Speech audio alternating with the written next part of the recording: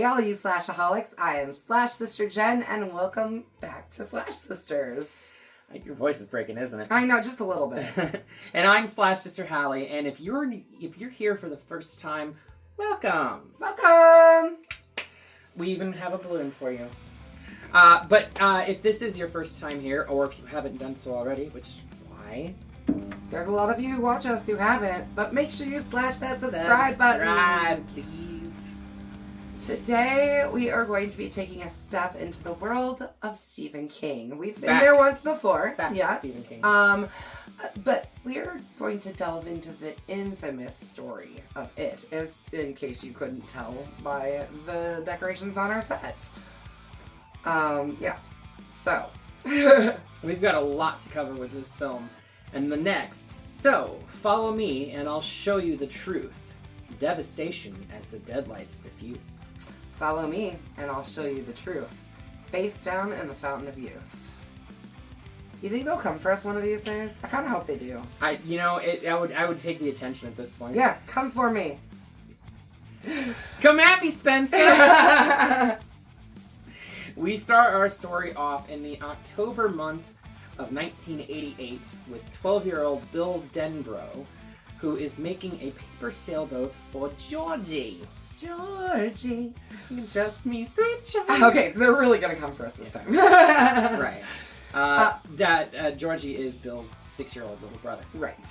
Georgie takes the boat out into the front where it is raining, and he sails the boat along the rainy street. Yeah, he gets in his little yellow raincoat and starts running the rainy streets following his boat down in the small town of Derry, Maine. And we watch as he not only decks himself on the frickin', like...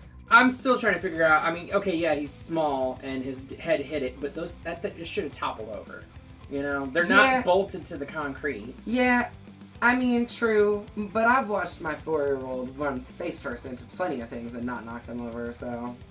But your 4-year-old's also a lot smaller, too. He also... I don't know... He's pretty big for his age. But Georgie jumps right the fuck back up because, I don't know, apparently it did not face him, but only to watch his boat go down a sewer drain. As he attempts to retrieve it, well, actually he says, oh no, Bill's gonna kill me. He's looking down the drain. He sees a pair of eyes in the darkness stare back at him. Turns out it is Pennywise, the dancing clown. And he's not a stranger anymore because... Oh, well, I'm Pennywise, the dancing clown. Pennywise, meet Georgie. Georgie, meet Pennywise. Now we aren't strangers. Pennywise entices Georgie to come closer and then bites his arm off and drags him into the drain. And can we just talk about this scene for just a quick second? Sure. Fuck that old lady on the porch who did fucking nothing after she saw blood in the street. She just went back in the house. She didn't see the blood. How did you not? There was literally a pool of blood. I mean, I guess it was raining pretty good. But she saw that kid, then she heard a scream, and then it was gone. Anywho's, that scene also just, like, messes me up. Because as a child, I mean, I guess I was, like, really anticipating this scene. Because as a kid, like, we know the story. We know what happens to Georgie. He gets pulled into the drain, whatever. It's not nearly as graphic as this is. I mean, you literally see a 6-year-old child get his arm ripped off. Which is pretty... I mean, I'm not saying that it was shocking to me, but, like, considering what we saw in the TV version. Well, and therein lies why it was so tame, because it was TV in the 90s. Right. They couldn't get by with nearly what they can now. Right. But yeah, this scene, I think it's a great, I mean, this opens the entire story, and it sets us on the course for what to expect from this Pennywise, who, can I also just say, like, it starts in this scene, but it continues through the rest of the movie when he is salivating and his lip starts dripping drool. There's actually a scene later in the film when he's standing over Jack Dylan Grazer, Eddie, I think. Yeah. Eddie. And he's like got the drool pouring out of his mouth, and it falls into the kid's mouth or whatever. And Bill, during the scene, was like, "Oh my god, I'm fucking traumatized this kid." As soon as they yelled "cut," Bill went over to Jack and was like, "Are you okay? Are you good?" He's like, "No, I'm fine. You're great. Keep it up." Yeah, I mean, and from what I understand, not only Bill, but also like the kids that play the bullies were like super protective of the younger kids, and were constantly making sure that they were okay, which I think is really important when you're filming something like this, especially with child actors who are literally 11 and 12-year-old children. So well, they might have been a little bit Jack older. Dylan Grazer, I think, was 13 or 14, but maybe. even so, like, that's and young. Finn Your Wolfhard brain was, is I think, still was like 13, 14. developing, you know? Like, but I mean, these are kids. Finn Wolfhard had already done a season of Stranger Things by this point. Right. So, and that's not to say that like these kids didn't see plenty of horror before that age. I certainly did. I mean, look at us. They and knew what we they were turned out getting fine. into. Yeah, perfectly fine. Carrying on. I didn't say anything. The following summer in June. Is it the following summer? Yeah, it says June 1989. Okay. So I from guess I've always 1989, missed because that. then the second movie takes place in 2016, which is 27 years later. Right. So it is, No, it does I- take place in 1989. I get that. Why is Bill still looking for his little brother if he's been missing? Devastated. I mean, He's absolutely devastated. Why is he still looking for him 27 years later? Well, valid, I guess. Okay. So, the following summer, in June of 1989, Bill and his friends Richie Tozier, Trashmouth Tozier. Yeah. Eddie Kasbrak and Stanley Uris are tortured by older bullies Henry Bowers, Belch Huggins, and Patrick Hochstetter, and Victor Chris. So, yeah, I guess there was 4 of them. There was 4, but it was really the Belch 3. and Henry that were tormenting the kids. But they didn't get it nearly as bad as Ben does here in a minute. No. Bill is still haunted by George's disappearance, and he figures out that his brother's body may have washed up in the marshy wasteland called Barrens. Yeah. He attempts to recruit, and does eventually recruit his friends to investigate, believing that Georgie may still be alive, even though it's, 8 months later? Yeah. Yeah. Yeah, that'd be at Almost least 9 8 to 9 months later. Yeah. When the new kid on the block, Ben Hascom, gets bullied by Bowers' gang, he doesn't get bullied, he gets butchered. Yes. They literally Butchered. tried to carve his name. Henry starts to carve his fucking name in his stomach. And he's able to get away by drop kicking Bowers and falling back over like a guardrail and down into this gully. And basically falls into Bill's group. Right, and they come to the rescue. Yeah. In the midst of this, the kids also find a sneaker of a girl that's been missing. Betty Ripsum. This is kind of a little story that'll kind of carry through the whole thing, you know? Obviously, there's lots of kids that are slowly starting to go. Yes, missing. but they run into Betty.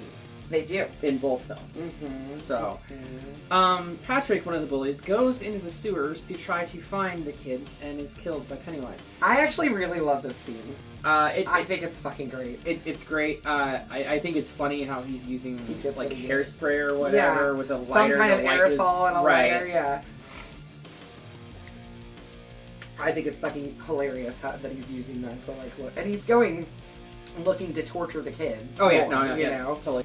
So earlier in the story, we kind of hard to incorporate this because there is a lot of stories going on all at the same time. But Beverly is another one of the kids that we follow in this story. And when we first meet her, she is having trash dumped on her inside of a restroom, inside of the bathroom at school. She's got her own set of bullies, a group of girl bullies that are calling her a slut. Yeah. I mean, she literally, apparently, from what I remember, she, kissed a boy at some point. Bill. Was it just Bill that she had kissed Bill? In a play. Okay. Oh, right. So that made her a slut. And a whore. And all of that. But yeah, so basically they accuse her of being promiscuous. But she ends up, she's friends with Ben. She runs into Ben. She's like, Ben from Social Class, you know? Like, that's kind of how she ends up meeting him. He's listening to New Kids on the Block on probably a cassette on his Walkman.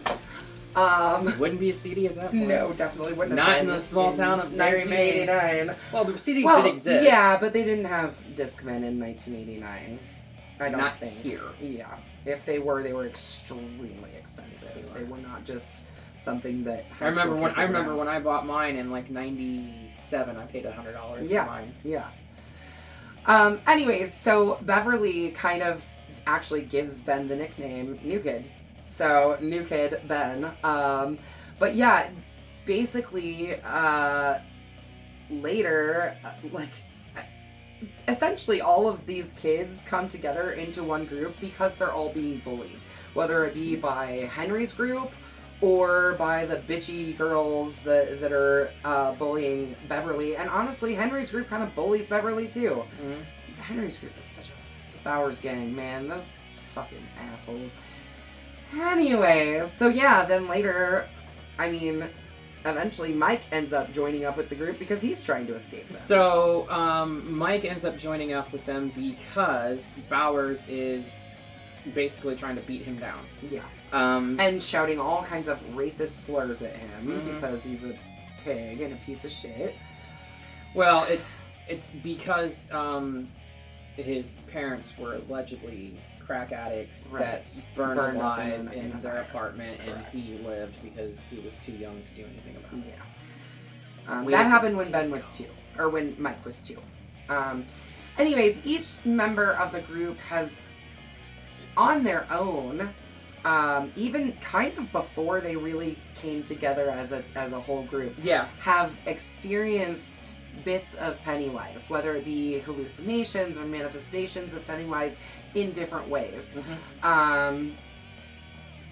So, we kind of go through, everybody gets to their own little side quests, I guess you could start to say. Yeah, everyone has their own specified fear that Pennywise is unleashing upon them. It is important to note that when this group of friends comes together, they form what we know and love today as the Welcome to the Losers Club! Yep.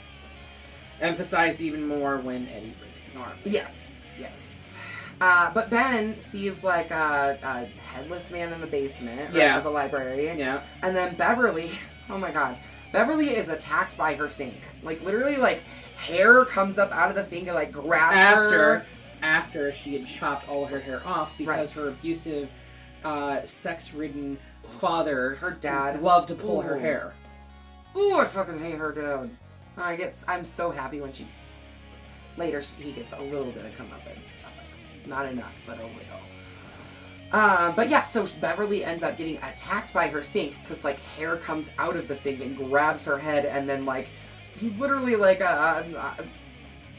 like Ash Williams about to get vomited on by tons and tons and tons of blood, to the point where her entire room is covered in blood. Yeah, the entire bathroom. The entire bathroom is covered in blood, but her dad comes in right afterwards and cannot see it. So because he's not a child, right? He doesn't have that mind of a child. Eddie is attacked by a rotting leper outside of an old scary house. Yeah. This old scary house will come into play later. Sure will. Stan, while he's at the synagogue, practicing for his bat mitzvah. Bat mitzvah. Sees a painting literally come to life. The woman comes out of the painting and attacks him. The flute lady. Yes.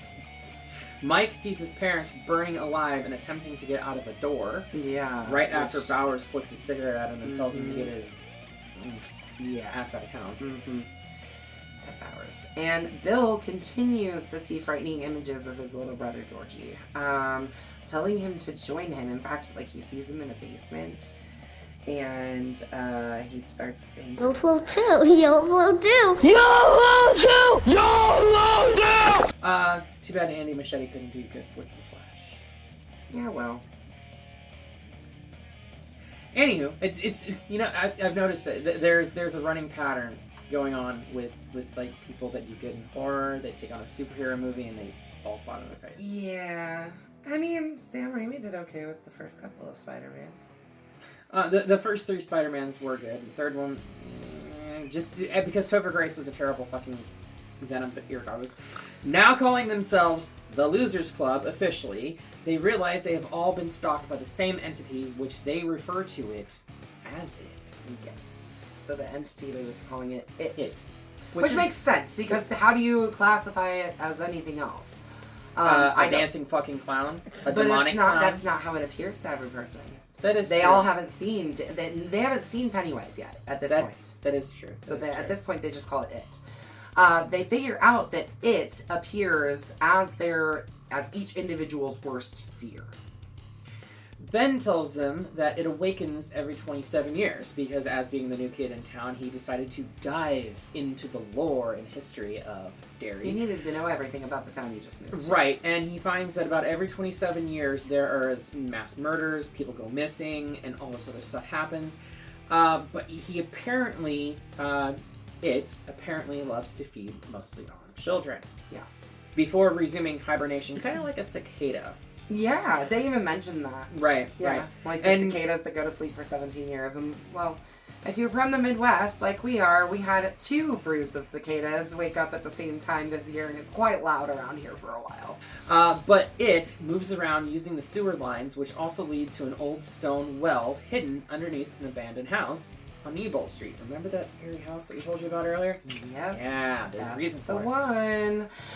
As they're all kind of like sitting in, I assume it's one of their like garages. Yeah, so it's Bill's garage. He's Okay. showing them the plan of where he thinks Georgie may be, using an existing map of Derry and an overlay map of the sewer system. Right. And they're using a slide projector. And then the slides start going. And suddenly, really, Bill's mom turns into Pennywise. And then Pennywise comes out of the screen and proceeds to attack them. They eventually, like, open the door and kind of, like, let the light in, and that's what kind of, like, scares them away. But it's funny because I was talking to my daughter and seeing what video she wanted to come in and do for with us and everything, and I'm telling her about this, and she's like, that scene where he jumps out of the projector, that shit scared me. It's funny. My daughter's 19, by the way. Yeah, but there's different things that I think affect everybody differently. It was a good jump scare, though. It preys on fear, and so like something that might not be scary to you might be really scary to someone else, and like, etc., etc. Right. So Bill convinces the Losers Club that they should go to the house and confront it. Yeah. So they go. Who wants to stay out here? And one by one, they are all separated. Mostly. Not all separated. Not completely separated. Like, a couple of them end up here, together. a couple of them there, you know. But they are terrorized individually by Pennywise in different ways. At this point, like when he attacked them in the garage, he said, "I'm Pennywise the dancing clown." So they know him as Pennywise at this point. Mm-hmm. So, yeah. As Pennywise gloats to Bill about Georgie. This isn't real enough for you, Billy. I'm not real enough for you. It wasn't real enough for Georgie. The losers regroup and Beverly impales Pennywise through the head, forcing the clown down into the sewer. I do want to point out that there's a scene here, which, because it gets called back with the to 3 doors. The 3 doors. Yeah, this scene is not really cool. scary, scary, really scary.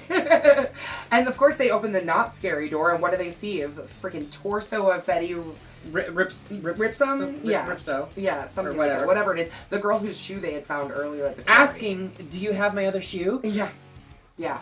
Creepy. And like coming at them too, and they were like, nope, fuck that. They shut the door. But yeah, I mean, like, there's lots of different little like ways that doesn't. Eddie falls through the floor, and that's how he ends up breaking his arm. Right. Like, he ends up falling through like 2 floors of the building. And Richie sets it for him too. Yeah, it looks like he actually breaks it worse. It was bent back like this, and then it was bent like that way. I don't know. It was. Sorry, that gave me a little. And we're back to Jenny Retching Show. Wow. Oh my gosh. Yep. So at this point, the group does flee the house, and Eddie's mom comes and picks him up. Poor Eddie. Eddie's He's mom so lays into those she kids. She sure as hell does. And they all kind of, like, go their own separate ways at this point. Except for Bill and Beverly, who are pretty much left wanting to fight it. Mm-hmm. They really do. Weeks later, after Beverly confronts and incapacitates her sexually abusive father, Pennywise. That Man!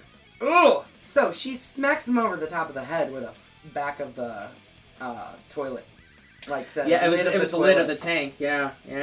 I'm surprised they didn't fucking kill him. I'm surprised too, but ugh, what an awful man. Anyway, after confronting her predatorish father, Pennywise Dexter. Yeah. So the Losers Club obviously reassembles and they returned to the abandoned house in an attempt to save her. And Richie has one of the best lines right here. Let's kill this fucking clown. Yeah! Yeah, shit gets pretty bonkers from here out. Bowers, who after his friend goes missing in the sewers, he goes home and he has this vision of basically Pennywise telling him... Well, first he just sees like a red balloon floating as he's coming home. And then Pennywise kind of just starts telling him, oh, that's... He gets later. the knife. He That's gets later, the knife right, from yeah. the... Yeah.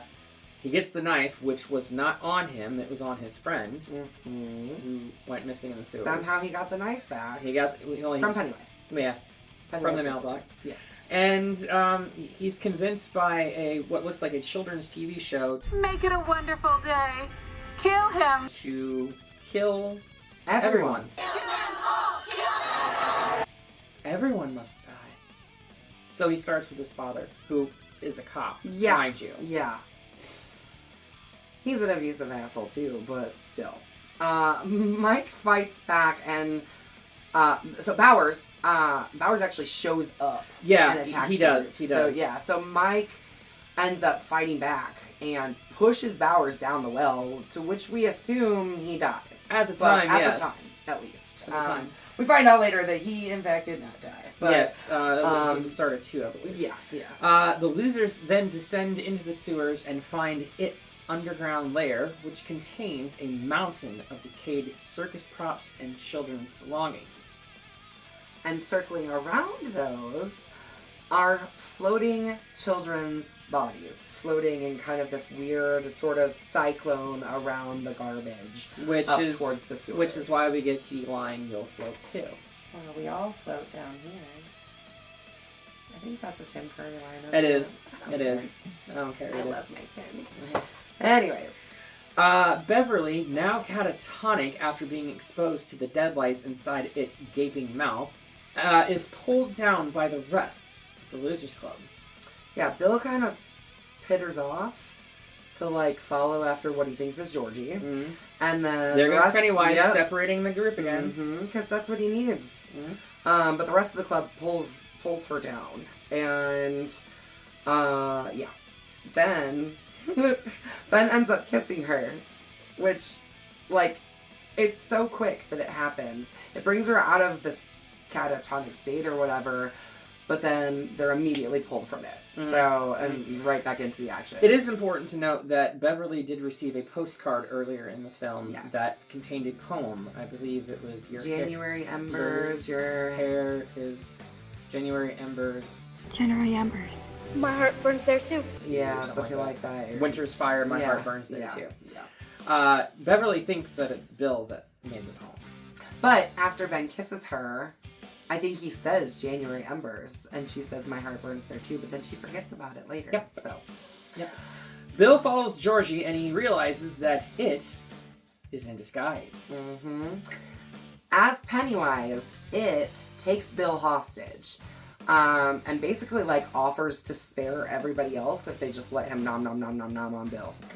So, you know, and at first, like, Mike kind of like, is it Mike that's kind of like, yeah, just let him have him, or is it Richie? I think it was, I can't remember.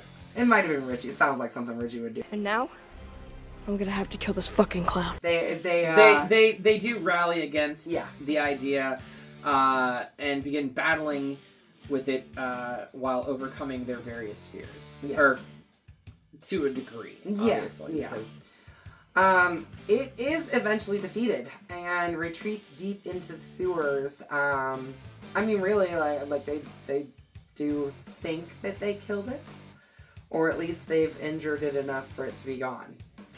I mean, for 27 years. Yeah, they I think guess. it's gonna starve in its hibernation. Right. So, but yeah, that's what Bill basically says. Like it's gonna just starve. You know, it wanted me that it could starve to death. Mm-hmm.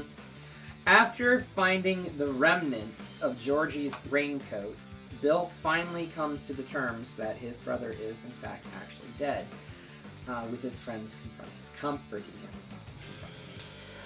You know, and the funny thing is, and like we'll get this into this next week too, is that like I don't think he ever got over Georgie. No, I think that he feels. I mean, and we do find out that he feels completely very responsible for for what him happened. just because he didn't want to go outside and play with them in the rain. Yeah. So as the summer ends, Beverly, the group's kind of sitting together.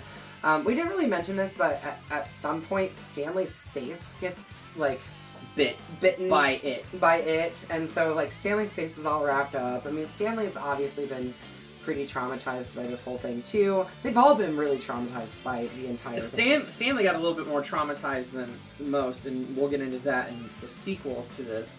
But yeah, they've all been traumatized. They're all battered, beaten, broken to a sense. Right. And so they're all kind of sitting together, and Beverly starts to tell them that she's had visions of everyone while she was in that catatonic state, while she was caught in the deadlights, where she saw them fighting it again in the future. Mm-hmm. Which, like, she's not being truthful with them. no, honestly. she's not. She's seen a lot more than what she's letting on. Bill then has everyone swear a blood oath. If it isn't dead, if it ever comes back, we'll come back too. Everybody kind of starts, like, they kind of just, like, fade everybody out.